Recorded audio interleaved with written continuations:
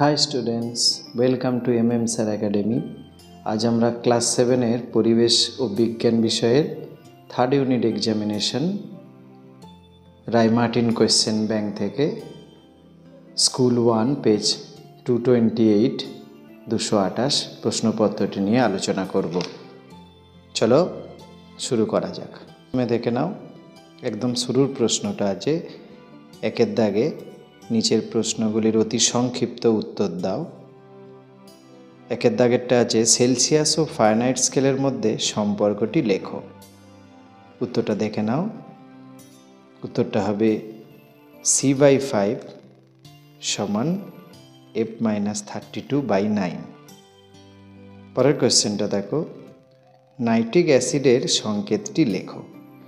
Nitric অ্যাসিডের সংকেত হবে HNO3।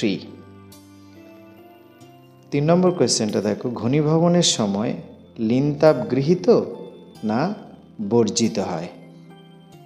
সঠিক উত্তর হবে বর্জিত হয়। 4টা দেখো, কোন রশ্মি চোখের পক্ষে ক্ষতিকর? উত্তর হবে ইউভি রশ্মি বা অতিবেগুনি রশ্মি। পরের কোয়েশ্চেনটা দেখো, 5এরটা, পরিবর্তনশীল যোজ্যতা আছে এমন একটা ধাতুর নাম লেখো। উত্তর হবে কপার, Cu। পরে কোয়েশ্চেন 6এরটা, মানুষের পাকস্থলীতে কি অ্যাসিড উৎপন্ন হয়? উত্তর হবে HCl, হাইড্রোক্লোরিক অ্যাসিড। 7এরটা দেখো, বায়োডিগ্রেডেবল পলিমার বলতে কি বোঝায়? উত্তরটা দেখে নাও। পরের কোয়েশ্চেন 8এরটা, বলের সংজ্ঞা পাওয়া যায় নিউটনের কোন গতিসূত্র থেকে? সঠিক উত্তর হবে নিউটনের প্রথম গতিসূত্র। এবারে চলে এসো 2এর দাগে, শূন্যস্থান পূরণ করো। পদার্থের অবস্থা পরিবর্তনের সময় পদার্থের ড্যাশ অপরিবর্তিত থাকে। সঠিক উত্তর হবে উষ্ণতা। 2এর দাগে 2এরটা দেখো, ভর সংখ্যা সমান প্রোটন সংখ্যা প্লাস ড্যাশ। ভর সংখ্যা সমান প্রোটন সংখ্যা প্লাস নিউট্রন সংখ্যা।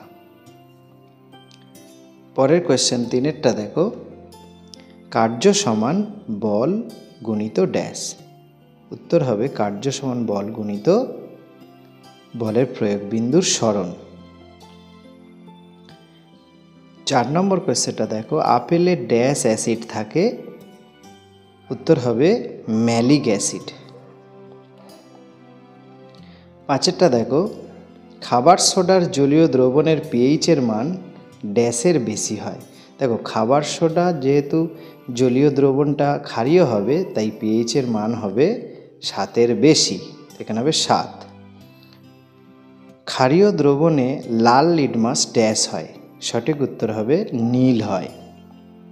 পোড়াচুনের সংকেত হলো ড্যাশ। পোড়াচুনের সংকেত উত্তর হবে ক্যালসিয়াম অক্সাইড CaO। নেপচুনিয়ামের চিহ্ন হলো ড্যাশ। সঠিক উত্তর হবে NP। এবার পরের কোশ্চেনে চলে যাব, মাটির কলসির জল ঠান্ডা থাকে কেন? 3এর দাগের প্রথম প্রশ্নটা, মাটির কলসির জল ঠান্ডা থাকে কেন?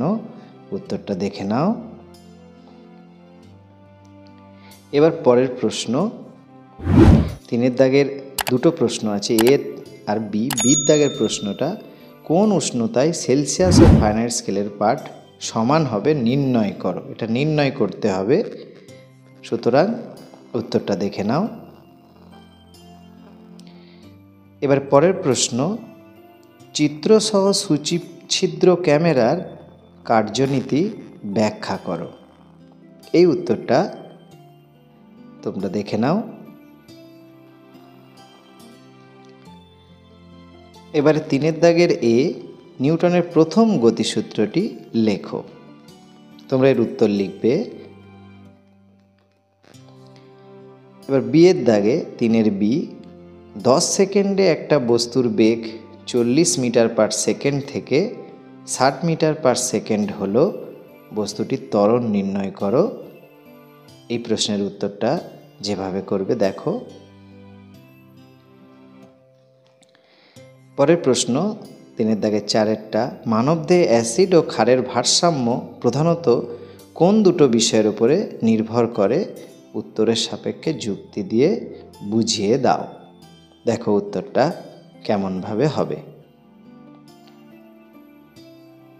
এবার 5-এর দাগে এর উত্তর প্রশ্নটা, ফর্মিক অ্যাসিডের সংকেত লেখো। সঠিক উত্তর হবে HCOOH। বিটটা অ্যাসিড ও ক্ষারের ধর্মের তুলনা করো। উত্তরটা দেখে নাও।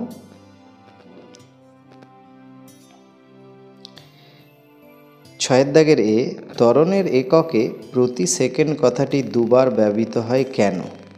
উত্তরটা দেখো। বিয়েরটা, মাছের জলে সাঁতার কাটা নিউটনের তৃতীয় গতিসূত্রের সাহায্যে ব্যাখ্যা করো। এর উত্তরটা দেখে নাও। এবারে দেখো, বিক্রিয়ার সমীকরণ দেখে